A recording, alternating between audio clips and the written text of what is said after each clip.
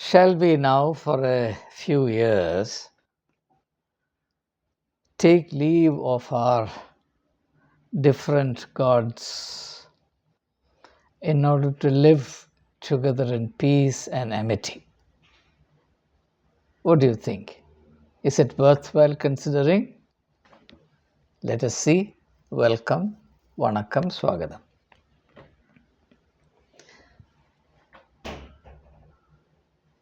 It is common knowledge that humankind has suffered a great deal on account of their gods, or what they consider to be their gods.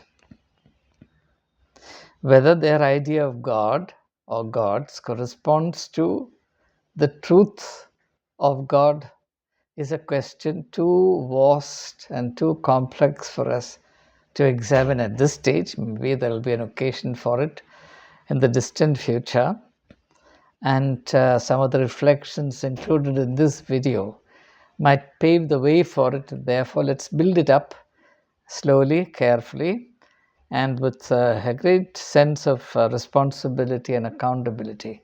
Because the theme we are dealing with is no ordinary or casual theme. It's perhaps the most serious and decisive theme that a human being can handle.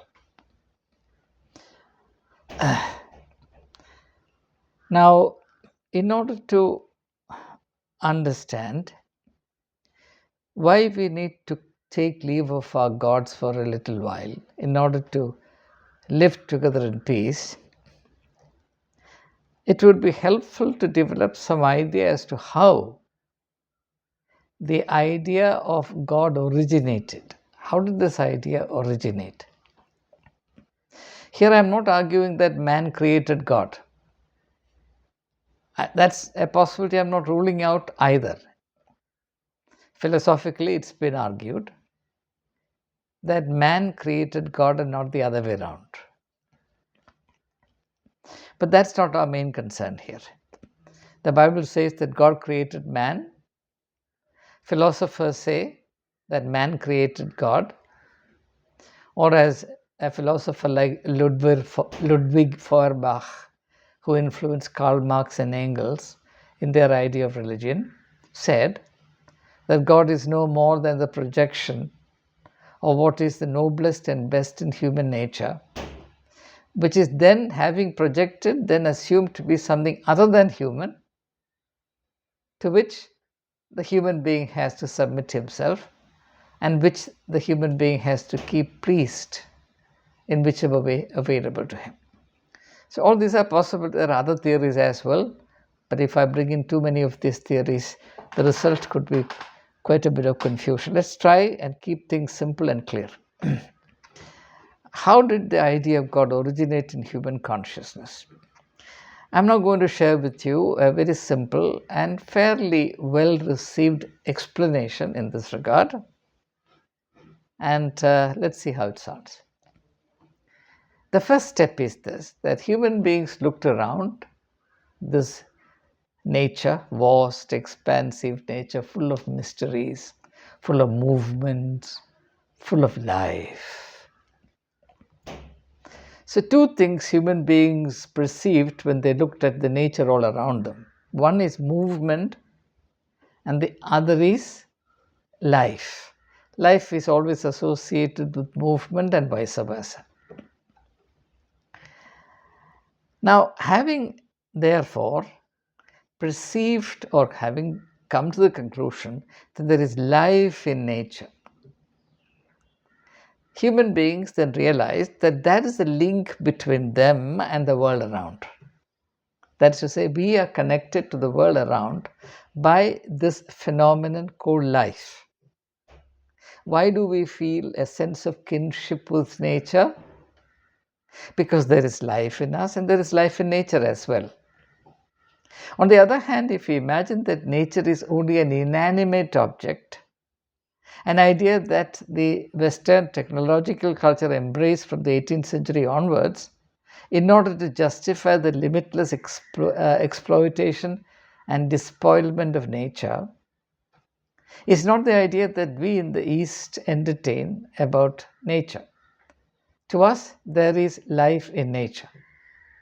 Nature as a whole is a vast panorama of life, and we are a part of that tremendous incessant flow of life. So we realize that there is something out there, and that something out there is far greater than us because we are only a small part of it. And not only that, on occasions at least, those forces assume very terrifying forms like thunder, lightning, storm, earthquake, fire, in front of which human beings can only stand helpless, not knowing what to do.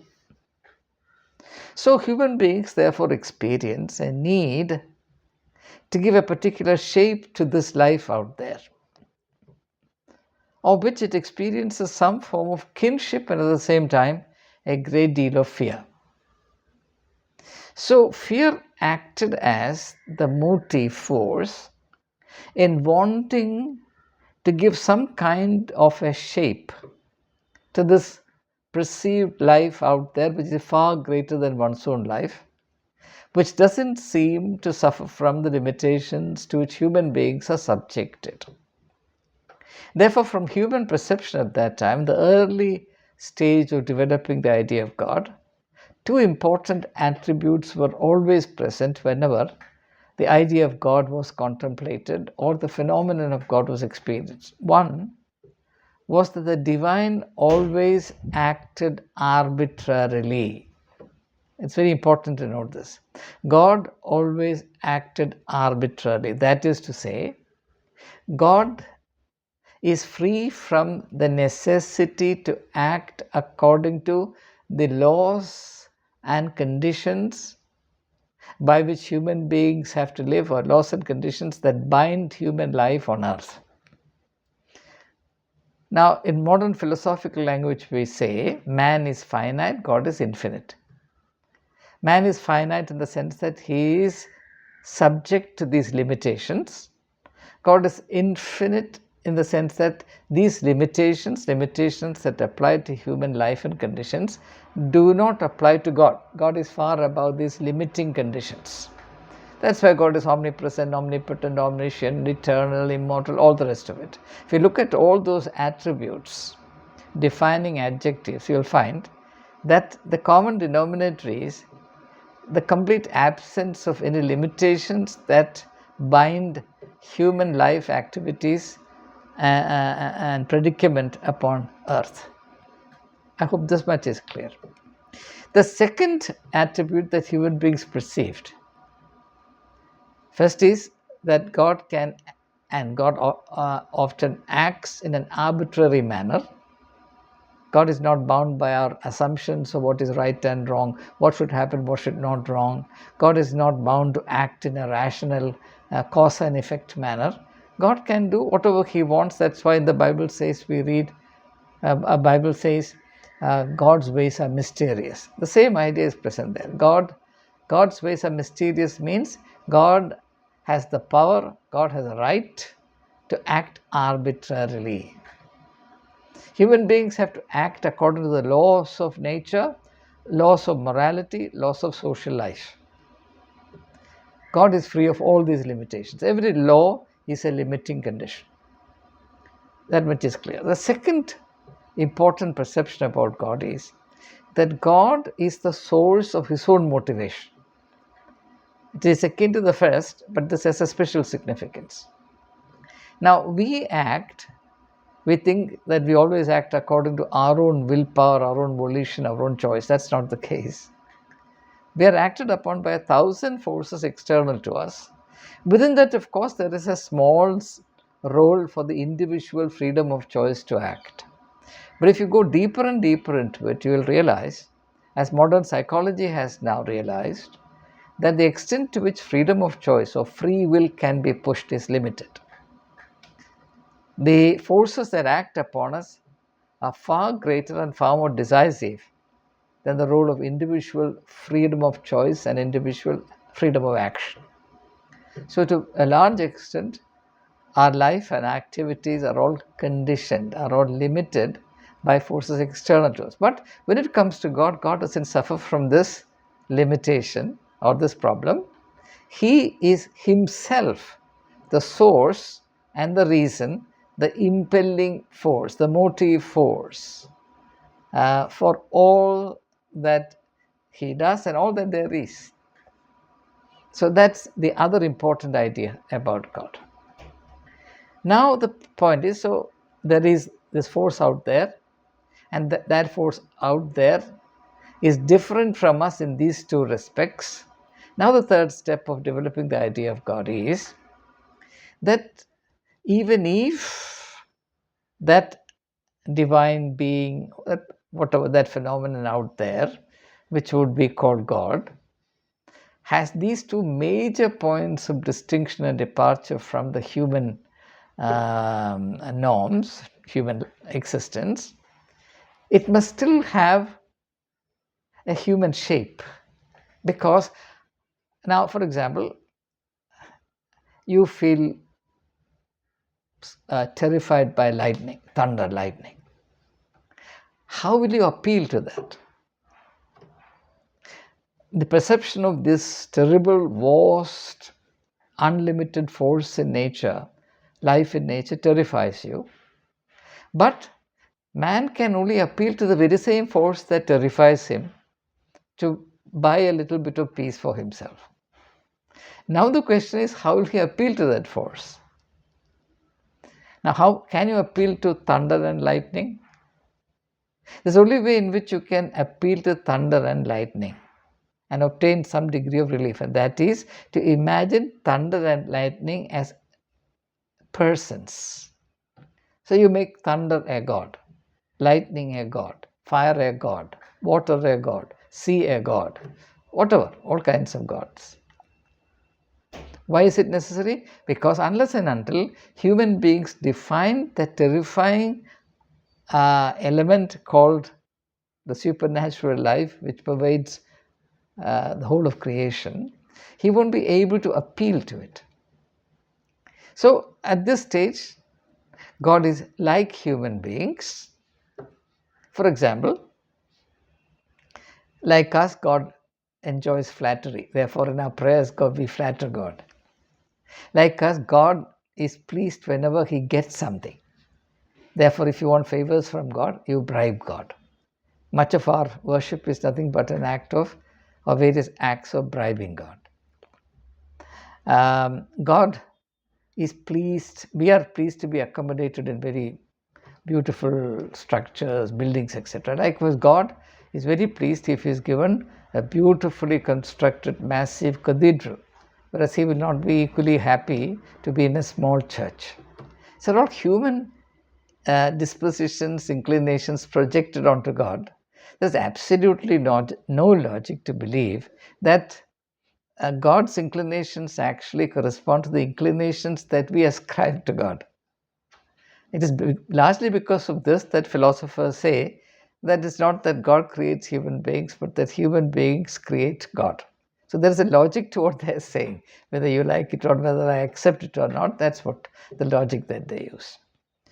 So the God or gods or whatever, if you're gods, if you are polytheistic, God if you are monotheistic, has to be like God.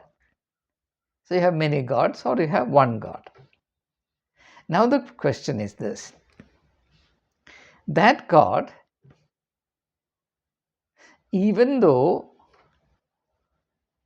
in human perception is free from human limitations,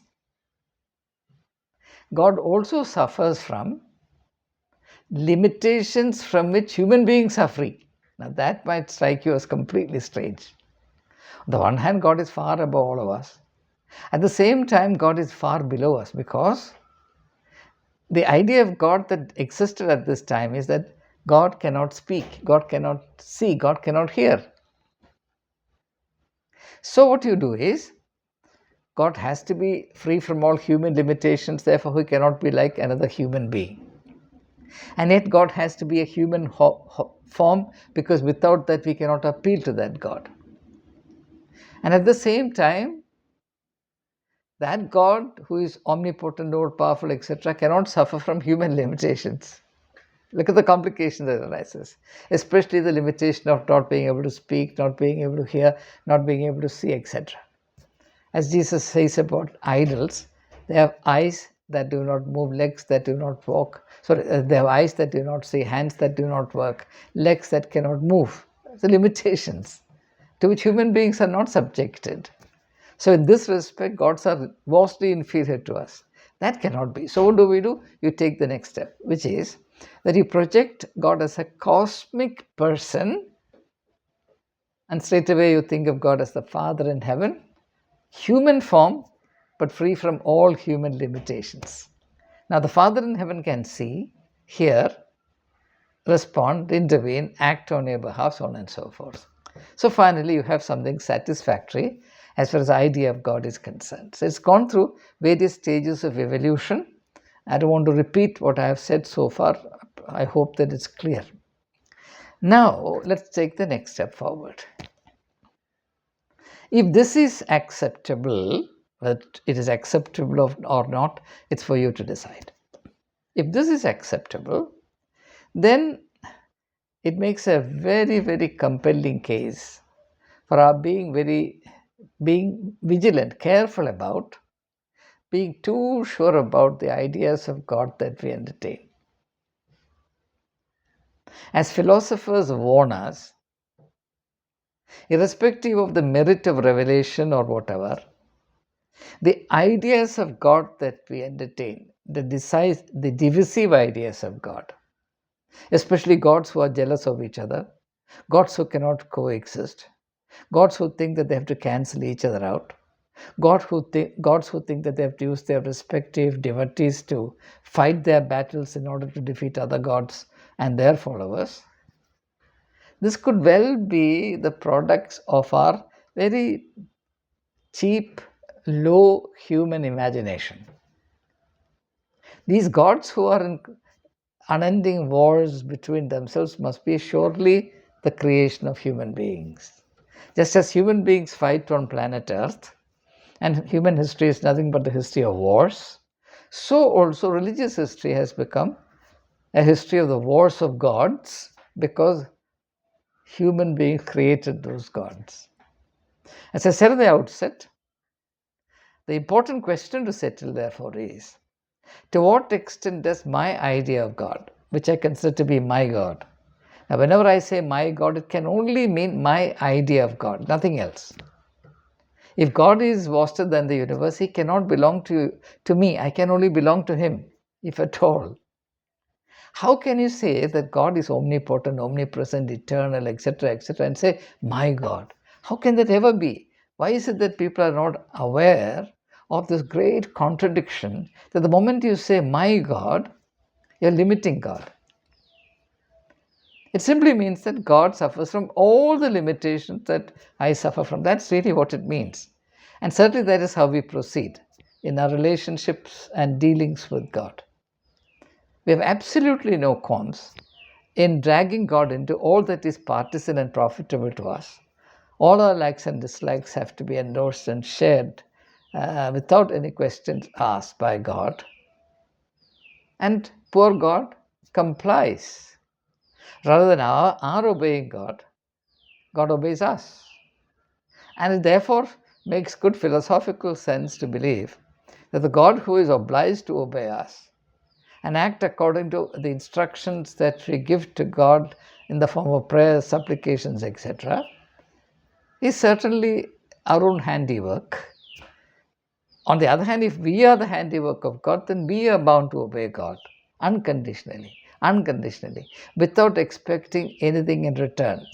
That's the proof of real obedience, absolute obedience.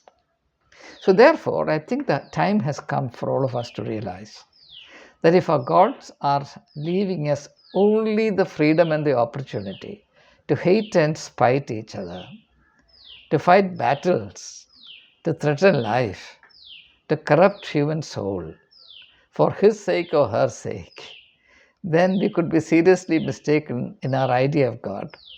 we could be falling in front of or prostrating ourselves before the gods of our own making.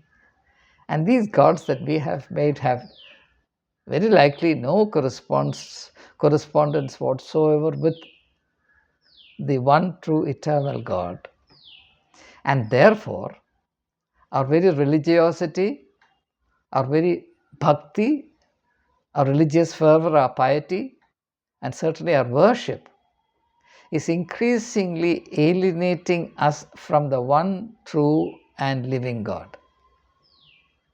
That's a very serious possibility. To the extent that we are worshipping our own gods, gods of our making, we are using that God as a hiding place from the one true living God, the God of truth, the God of love, the God of justice, the God of righteousness, the God of compassion, the God who is the Father of all. If we had anything to do with that God, we would have truly experienced that universal kinship. And as Socrates said 2,500 years ago, that to the extent that I believe in that God, the one cosmic God, I have to be first and foremost a global citizen, a citizen of the world. Only then a citizen of Athens. Do we dare to say that today? Can Christians show the courage to say that we are citizens of the world?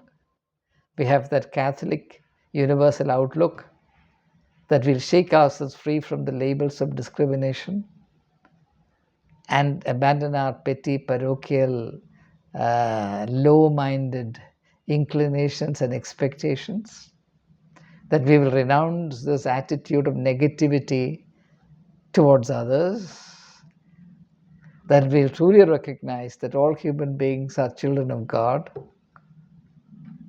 whose origin can be traced back, as the Bible says, to the first couple, Adam and Eve. Or we have to write another Bible which should say that in the beginning God created Adam and Eve as one couple, and Adam and maybe Dube as another couple, and Christians originated from Adam and Eve, and all the others originated from that other couple.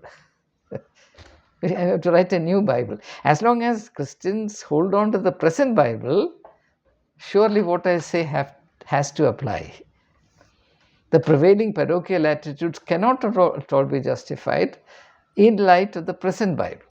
We have to create another Bible, another version of the Bible. So I can only submit these thoughts to your consideration because this world, this earth has seen too much of human blood shed in the name of God. In the name of God of love, enough hate has been spewed as poison into the soul of humanity. In the name of God who is light, we have choked this world with darkness. Come on, give God a break, please. Let's give God a break. Let's be human. Let's belong together. Thank you.